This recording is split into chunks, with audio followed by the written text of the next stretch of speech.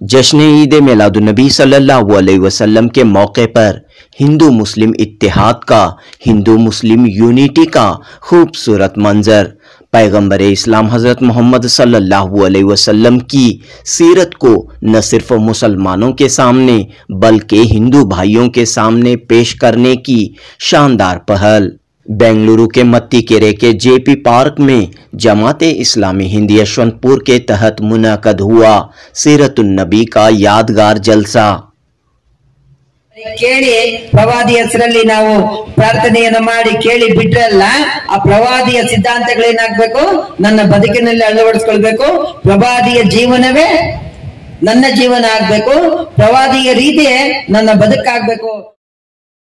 28 सितंबर 2023 ईद मिलादुन्नबी सल्लल्लाहु अलैहि वसल्लम के मौके पर मुनक़द हुए इस जलसे में मुसलमानों के साथ इलाके के हिंदू भाइयों ने भी शिरकत की।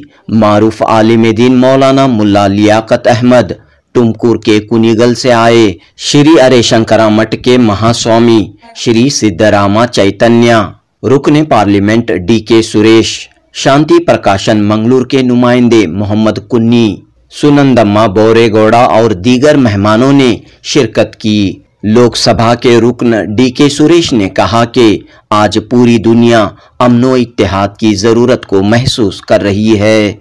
तमाम मज़ाहिब में यकसानियत व शांति का पैगाम मौजूद है। हज़रत मोहम्मद सल्लल्लाहु अलैहि वसल्लम के जन्मदिन के मौके पर इस तरह का प्रोग्राम अमनो इत्तेहाद को फ़रोग देता है। मारूफ राइटर मोहम्मद कुन्नी ने कहा कि मजहब इस्लाम ने ड्रग्स, नशा, सूद और बेहयाई से पाक समाज का तस्वुर पेश किया है, लेकिन इन अहकामात पर अमल न होने की वजह से दुनिया में, समाज व माशरे में कई परेशानियां देखने को मिल रही हैं। लिहाजा इस्लाम को पेश करने वाले पैगंबर इस्लाम हज़रत मोहम्मद मुस्तफ़ा सल्लल्लाहु अलैहि वसल्लम की तालीमात को समझने और इस पर अमल करने की ज़रूरत है। इस जलसे में मत्तीकेरे और यशवंतपुर इलाके के हिंदू और मुसलमान कसीर तादाद में मौजूद थे।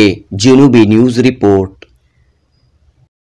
ಇವತ್ತು ನಾವು ವಿಶ್ವದಲ್ಲಿ ಪ್ರಗತಿಪರ ರಾಷ್ಟ್ರಗಳನ್ನು ನೋಡಿದ್ದೇವೆ, ಅಭಿವೃದ್ಧಿಶೀಲ ರಾಷ್ಟ್ರಗಳನ್ನು ನೋಡಿದ್ದೇವೆ, ಬೇರೆ ಬೇರೆ ರೀತಿ ಇರ್ತಕ್ಕಂಥ ಪರಿಸ್ಥಿತಿಯನ್ನ ಎಲ್ಲ ರಾಷ್ಟ್ರದ ವಿಶ್ವದ ವಿವಿಧ ಮೂಲೆಗಳಲ್ಲಿ ನಾವು ನೋಡಿದ್ದೇವೆ.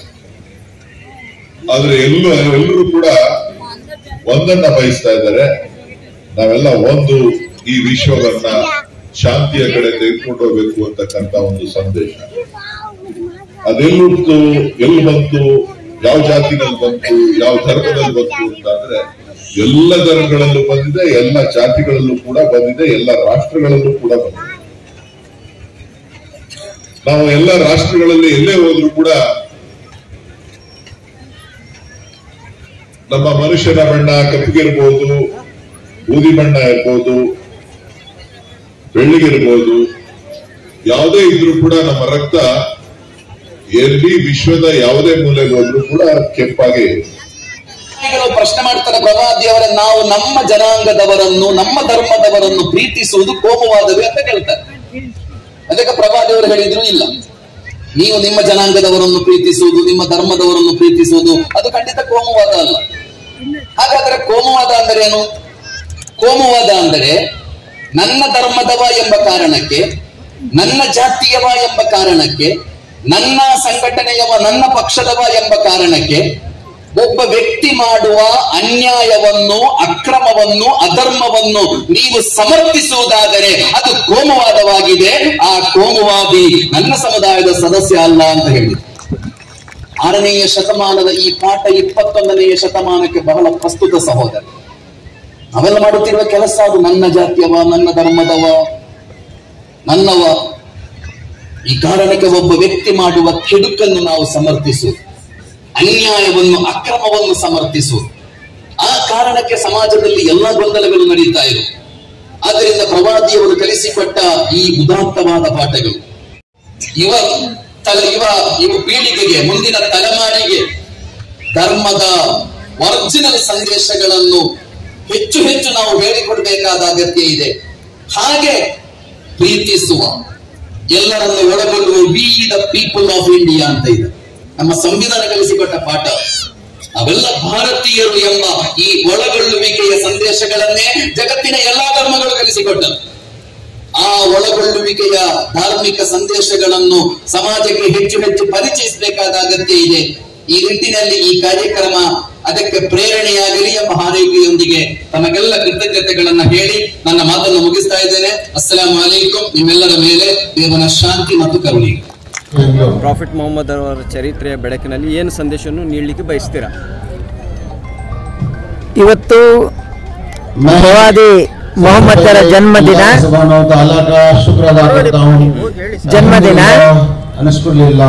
ಯಾವ ಒಬ್ಬ ಮಹನೀಯನ ಪ್ರವಾದಿಗಳ ಜನ್ಮದಿನ ಯಾವಾಗ ಸಾರ್ಥಕ ಆಗುತ್ತೆ, ಆಚರಣೆ ಸಾರ್ಥಕ ಆಗುತ್ತೆ ಅಂತ ಹೇಳಿದ್ರೆ, ಆ ಪ್ರವಾದಿ ಈ ಮನುಕುಲಕ್ಕೆ ಯಾವ ಸಂದೇಶವನ್ನು ಕೊಟ್ಟಿದ್ದಾರೆ ಆ ಸಂದೇಶವನ್ನು ಅಳವಡಿಸಿಕೊಂಡಾಗ ಮಾತ್ರ ಅವರ ಜನ್ಮದಿನ ಆಚರಣೆ ಮಾಡಿದ್ದಕ್ಕೆ ಸಾರ್ಥಕತೆ ಆಗುತ್ತೆ.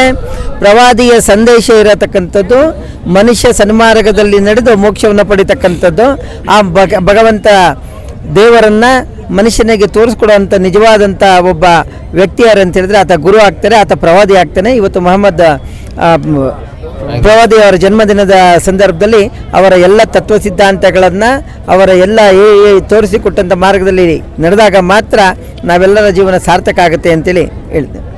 ಸಮಾಜದಲ್ಲಿ ಒಡಕು ಮಾಡುವುದು, ಧರ್ಮದ ಹೆಸರಿನಲ್ಲಿ ಸಂಘರ್ಷ ನಡೆಯುವುದು, ಯಾವುದೇ ಒಬ್ಬ ಪ್ರವಾದಿ ಆಗಲಿ ಎಲ್ಲೂ ಸಂಘರ್ಷ ಹೇಳಿಲ್ಲ. ಅವರು ಎಲ್ಲ ಹೇಳಿರುವಂಥದ್ದು ಪ್ರತಿಯೊಬ್ಬನಿಗೂ. ಇವಾಗ ಏನಾಗುತ್ತೆ ಅಂತ ಹೇಳಿದ್ರೆ ಒಬ್ಬೊಬ್ಬರ ಮನೆಯಲ್ಲಿ ಒಬ್ಬೊಬ್ಬರು ಒಂದೊಂದು ರೀತಿ ಇರ್ತದೆ. ಇಡೀ ಜಗತ್ತಿನಲ್ಲಿ ಪ್ರತಿಯೊಬ್ಬ ವ್ಯಕ್ತಿಗೆ ಇನ್ನೊಬ್ಬ ವ್ಯಕ್ತಿಯನ್ನು ಹೋಲಿಕೆ ಮಾಡೋಕ್ಕಾಗೋದಿಲ್ಲ. ಆದರೆ ಗುರುತಗ ಅನ್ನೋತಕ್ಕಂಥವನು ತರಗತಿಯಲ್ಲಿ ಇರತಕ್ಕಂಥ ಎಲ್ಲ ಮಕ್ಕಳಿಗೂ ಒಂದೇ ಪಾಠ ಹೇಳ್ಕೊಳ್ಳೋದು, ಒಂದೊಂದು ಮಗುವಿಗೆ ಒಂದೊಂದು ಪಾಠವನ್ನು ಹೇಳ್ಕೊಳ್ಳೋದಿಲ್ಲ. ಹಾಗೆ ಒಬ್ಬ ಪ್ರವಾದಿ ಅಂತ ಹೇಳಿದರೆ ಆತ ಎಲ್ಲ ಮನುಕುಲಕ್ಕೆ ಧರ್ಮವನ್ನು ಮೀರಿ ಜಾತಿಯನ್ನು ಮೀರಿ ಸಂದೇಶವನ್ನು ಕೊಡ್ತಾನೆ. ಆ ಸಂದೇಶವನ್ನು ಮೊಹಮ್ಮದ್ ಪೈಗಂಬರರು ಕೊಟ್ಟಿದ್ದಾರೆ. ಅದನ್ನು ಪಾಲನೆ ಮಾಡೋಂಥದ್ದು ಧರ್ಮದ ಹೆಸರಿನಲ್ಲ.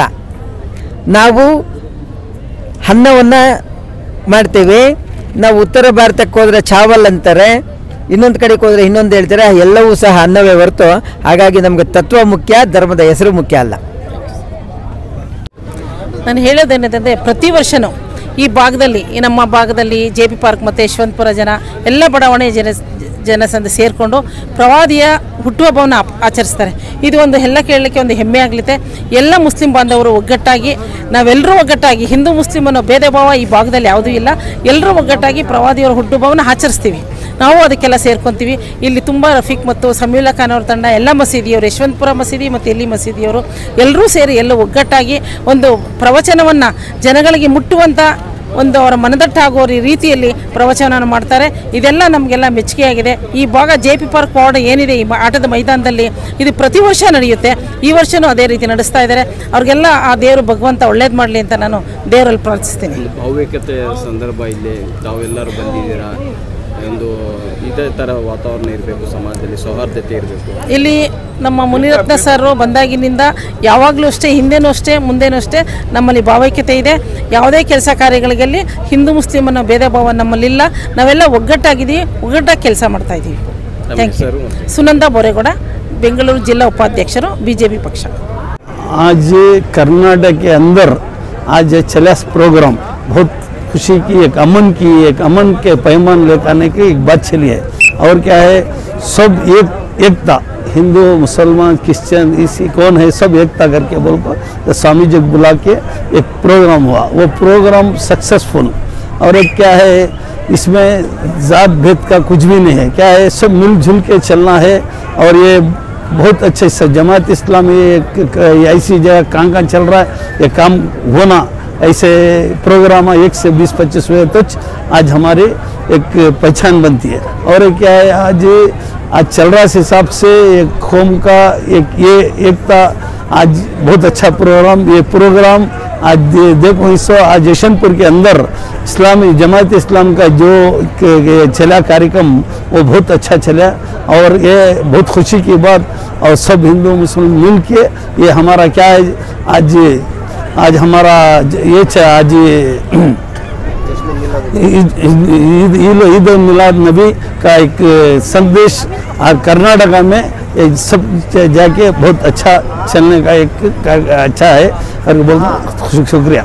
अल्हम्दुलिल्लाह ये जो प्रोग्राम है आज का कोई नया प्रोग्राम है, हम सालों साल से जो हम ये प्रोग्राम करते आए हैं अल्हम्दुलिल्लाह। इस प्रोग्राम में जो है खुसूसन हम छोटे पैमाने पर बहुत सारे प्रोग्राम कर रहे थे, इंडोर प्रोग्राम बहुत सारे हम कर रहे थे और तकरीबन 4-5 साल से लगातार कंटिन्यूसली जो है इस मैदान में हमने कोशिश की एक बड़ी तादाद को गैर मुस्लिम अहबाब को, गैर मुस्लिम भाई बहनों को बुलाकर और मिल्लत के कुछ लोगों को भी बुलाकर जो है मिल्लत को जो है एक इस्लाही काम जैसा उनको याद दिलाने का और फिर बिरादरान वतन को जो है उनका पैगाम पहुँचाने की हम कोशिश कर रहे हैं। अल्हम्दुलिल्लाह इसमें अल्लाह का ख़ास फजल है और हमारे तमाम रुफ़ा का जो है कि पूरी उनकी कोशिश रही है। अल्हम्दुलिल्लाह ये काम आगे बढ़ रहा है अल्हम्दुलिल्लाह। कौन सा इलाका है सर, ये किस तरह का है? ये यशवंतपुर जमात इस्लामी यशवंतपुर का ये इलाका आता है।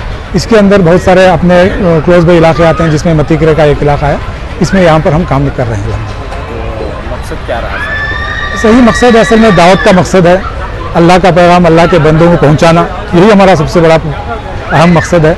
हर एक मुसलमान का एक मकसद है, वही मकसद जमात इस्लामी का मकसद भी है। अल्हम्दुलिल्लाह इस पर हम कोशिश कर रहे हैं। जी जज़ाकल्लाह। सुहेल अहमद, जिम्मेदारी अमीर मुकामी यशवंतपुर जमात इस्लामी।